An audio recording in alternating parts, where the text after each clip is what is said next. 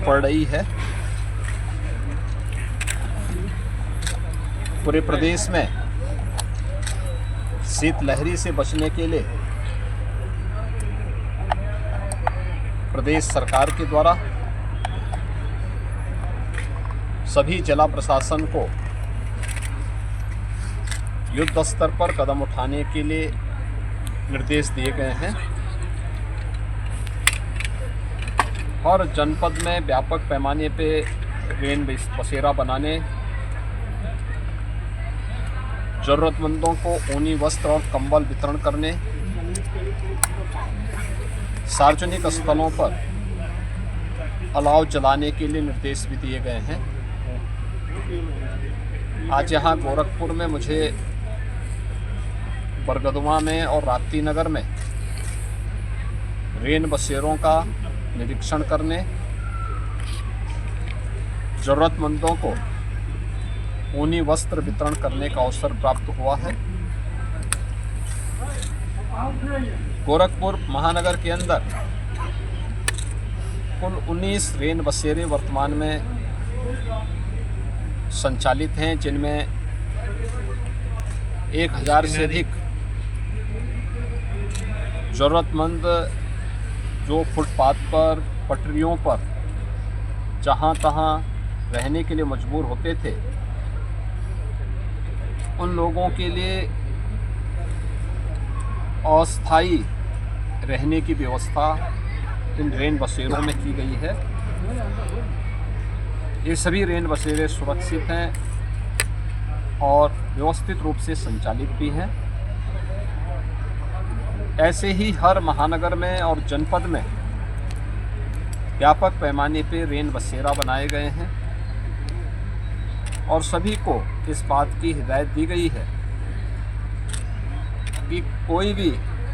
व्यक्ति जो अपनी ज़रूरत के कार्य से शहर में आया हुआ है या जिसके पास किन्हीं परिस्थितियों में अपना स्वयं का ठिकाना नहीं है रहने का, तो फुटपाथ पर, सड़क की पटरियों पर या जहाँ तहाँ लेट करके वो गुजारा न करे, बल्कि उन्हें सुरक्षित रेन बसेरों में उचित ठिकाना दिया जाए, रहने की व्यवस्था की जाए। और उसी क्रम में आज यहाँ पर हम लोगों ने पूरे प्रदेश में भी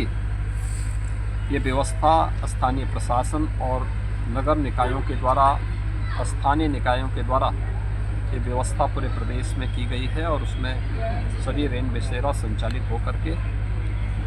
सभी जिला प्रशासन को पर्याप्त धनराशि ऊनी वस्त्र और कंबल के लिए भी प्रदान किए गए हैं।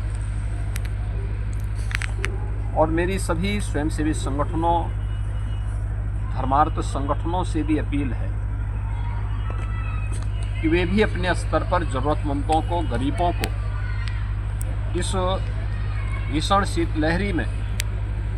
आवश्यक ऊनी वस्त्र और कंबल आदि का वितरण करें। ये बड़ा पुण्य और धर्मार्थ का कार्य है कि जिससे हर व्यक्ति इस भीषण शीतलहरी में सुरक्षित रह सके। आज इसी क्रम में मुझे यहाँ पे उत्तर प्रदेश सरकार के द्वारा सीएम ग्रिड के अंतर्गत स्मार्ट रोड को भी निरीक्षण करने का अवसर प्राप्त हुआ। मुझे प्रसन्नता है कि इसमें स्टॉर्म वाटर के साथ ही उसके प्रबंधन के साथ ही यूटिलिटी डक्ट भी बनाया गया है, जिसके माध्यम से सड़क को जो बार बार निर्माण होने के बाद खुदाई की घटनाएं हम देखते थे, जिसके कारण अक्सर दुर्घटनाएं भी होती थी, उससे भी बचाव होगा। और बचाव होने के साथ ही यह भी एक महत्वपूर्ण है कि इस सीएम ग्रिड की योजना स्मार्ट रोड के साथ ही नगर निगम की एक निश्चित इनकम का आधार भी बनेगा, क्योंकि यूटिलिटी डक्ट में जो भी सुविधाएं पाइपलाइन की है, केबलिंग की है, पीएनजी की है, इसमें जो भी सुविधा उसका उपभोग करेगा, जो भी विभाग इसका उपभोग करेगा और उपयोग करेगा, उसको निश्चित किराया उसको नगर निगम को वहन करना पड़ेगा। तो ये इनकम का भी आधार बनेगा। और मेरा मानना है कि अकेले ये सीएम ग्रिड की रोड सालाना 2 करोड़ रुपए की इनकम नगर निगम को करवाने में सफल होगी। ये अपने आप में एक मॉडल रोड है और इस तर्ज पर अन्य मार्गों का भी निर्माण होगा तो निश्चित ही नगर निकायों की इनकम को बढ़ाने में मदद मिलेगी।